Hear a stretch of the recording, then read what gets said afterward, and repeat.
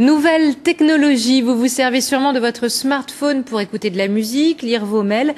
Savez-vous qu'il peut aussi jouer les indices? Émilie Tran-Nguyen et Khalida Outaï ont enquêté sur une application sensible mise au point par 2 étudiants français. Ces images d'agression dans le métro, de violence, tout le monde s'en souvient. Et la peur qu'elle provoque devient pour certains un nouveau marché. Qui n'a jamais eu peur de se faire agresser en rentrant de soirée ou dans un endroit dangereux par exemple?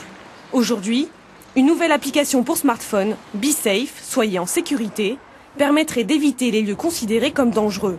Une idée sur laquelle 2 étudiants ont décidé de surfer. En sortant de l'école, la question du racket, ou quand on sort en soirée le soir, on ne sait pas si le quartier est dangereux ou pas.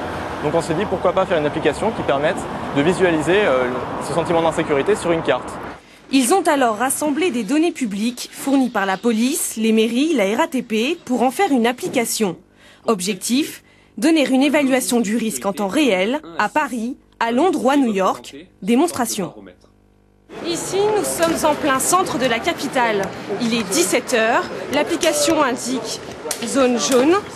Aucun problème donc à signaler. Alors que si on se déplace, nous voilà dans un autre quartier. Cette fois, la zone est rouge.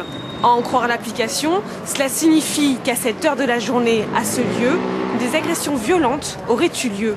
Le risque serait donc majeur. Pourtant, l'application fait polémique. Rebaptisée racaillomètre, le risque qu'elle stigmatise certains quartiers. Les informations qui seront mises sur cette application ne seront pas des informations en temps réel, ne correspondra pas à la réalité des faits de délinquance tels que nous les avons, nous, quotidiennement. Dès sa sortie, l'application a connu un succès important.